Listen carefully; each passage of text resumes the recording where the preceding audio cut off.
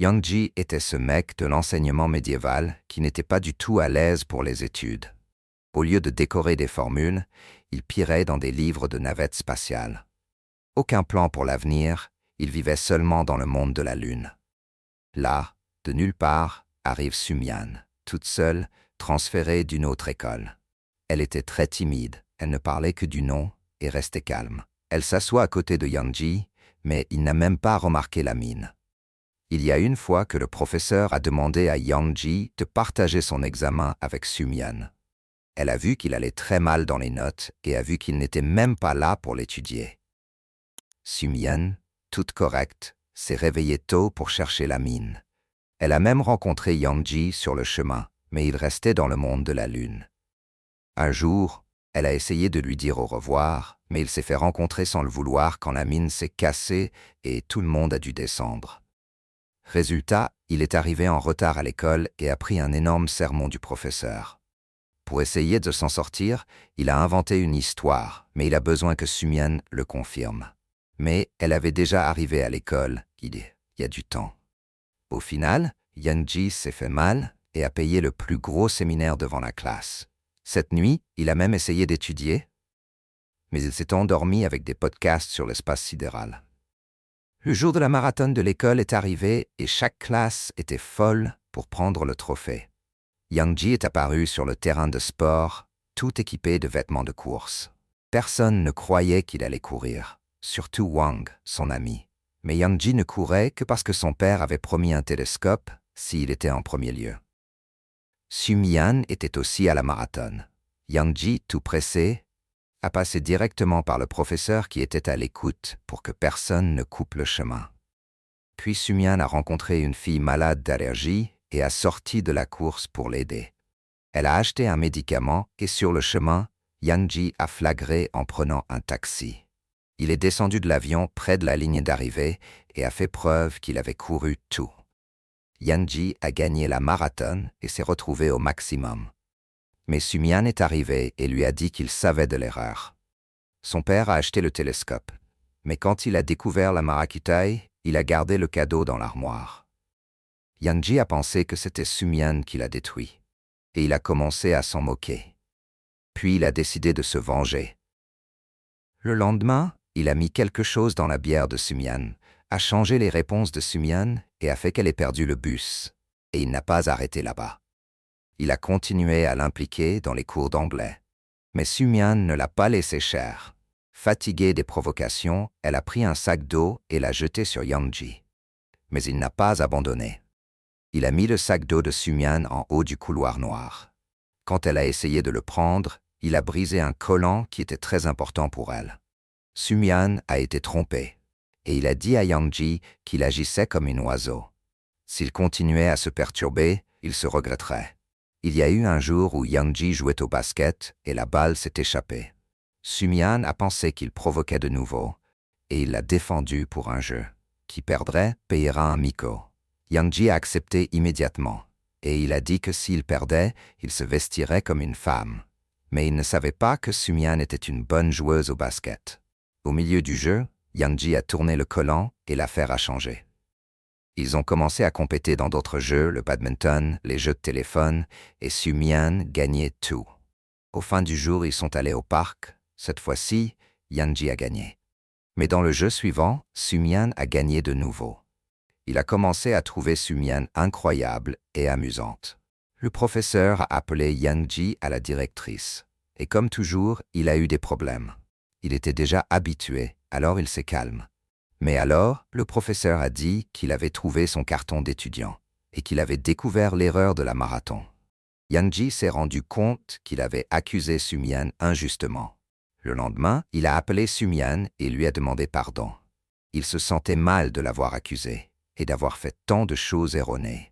Il a ouvert le cœur et a raconté qu'il était amoureux de l'univers depuis le petit et qu'il voulait découvrir tout sur lui. La semaine suivante, les gens faisaient de l'exercice à l'école. Et soudain, Yang est apparu, vesti de femme. Cette scène a déjà valué son inscription. Inscrivez-vous à Isée. Il était en train d'accomplir l'appel. Et il a encore fait les exercices avec un sourire. Le professeur a vu la scène et l'a tiré de là.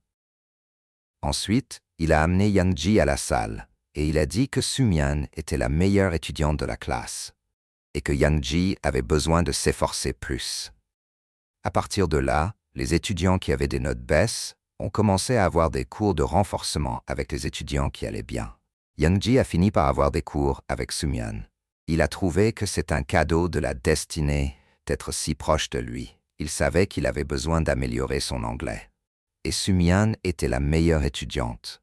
Il a commencé à s'occuper des cours et à étudier pour le bien de la maison. Ses parents ont été très heureux avec la change. Sumyan a vu que Yang-ji était en train d'améliorer. Il y a eu un jour où il dormait dans la salle. Et quand il s'est réveillé, il a vu le visage de Sumyan très proche. Il a pris un livre et a commencé à dessiner. Sumyan a été curieuse, et il a montré le dessin. C'était elle qui jouait au basket. Des mois plus tard, Yang-ji a tiré une note presque parfaite dans l'examen. Son père a remercié les cieux pour la change de fils. Sumyan et Yang-ji ont commencé à avoir des cours nocturnes. Un jour, il l'a emmenée à la terrasse de l'école. Il avait préparé son télescope et voulait qu'elle voie la lune. Sumyan était là, regardant la lune par le télescope. Mais Yang-ji n'arrivait qu'à la regarder. Il sentait quelque chose de différent, un sentiment étrange. Soudain, le garde-femme est apparu et Yang-ji a caché Sumyan au dépôt. Au milieu de cette confusion, il est devenu timide près d'elle. Il est sorti du dépôt, il a arraché le garde-femme et il est allé trouver Wang pour manger. Mais il n'arrivait pas à arrêter de penser à Sumyan. Il la voyait partout. Il est arrivé l'année nouvelle et Yang-ji a découvert que Sumyan allait changer d'endroit dans la salle. Il a été triste de ne pas la voir près de lui. Quand ils ont changé la table de Sumyan, il a été tellement en colère qu'il est tombé et a blessé la jambe. Ils l'ont emmené à l'hôpital et Sumyan l'a visité, inquiété. Yang-ji a été très heureux de la voir et il a réussi à rester seul avec elle dans le quartier. Sumyan l'emmenait à la maison tous les jours. Yang-ji était déjà habitué à ses visites, mais il y a un jour où elle n'est plus là. Il a été inquiété et il est sorti du quartier avec la jambe blessée pour la chercher. Quand il l'a vue dans le corridor, il a été rassuré, mais il a caché sa préoccupation. Sumyan est entrée dans le quartier et a fait de la compagnie pour lui. Elle a dit que pour qu'ils entrent dans la même université, ils avaient besoin de beaucoup d'efforts. Yang-ji a dit à elle qu'il allait l'atteindre bientôt. Elle a pensé qu'il parlait des notes, mais en réalité, il parlait de conquérir son cœur. Yang-ji s'est réveillé et est retourné à l'école. Quand il a vu d'autres gens s'approchant de Sumyan, il a été fier et il a demandé qu'il s'éloigne de près. Il a découvert qu'il avait une exposition sur l'univers et il a appelé Sumyan pour aller ensemble. Dans l'avion, il a pris l'occasion de plier la tête sur son dos, mais quand il l'a vu, il était plié sur un homme. Arrivant à l'exposition, Yang-ji était heureux de partager tout ce qu'il aimait avec Sumyan. Ils sont entrés dans une navette spatiale de mention et ont été super animés. L'année de l'étude était en train de finir et l'examen finirait bientôt. Le professeur a encouragé les gens à faire de leur mieux, car après l'examen, ils allaient se former et entrer à l'université. Yang-ji s'est approché de Sumyan et lui a donné un carton avec des lumières. Sumyan a remercié et a souhaité qu'il réalise tous ses rêves. L'examen est arrivé et Yang-ji était super préparé. Il voulait beaucoup entrer dans la même université que Sumyan. Ses parents ont vu la note qu'il a prise et ils ont été fiers. Il avait obtenu une place dans une université top, mais Yang-ji a été triste car Sumyan ne répondait pas à ses appels. Il l'a cherché et sa mère lui a dit que Sumyan avait bien fait dans l'examen, mais pas assez pour entrer dans une top université. Sumyan était tranché dans son quartier, arasé. Yang-ji est revenu chez lui et a décidé d'entrer dans la même université que Sumyan, même s'il pouvait faire mieux. Ses parents n'ont pas concordé et ont demandé au professeur de ne pas accepter l'inscription de Sumyan dans l'université.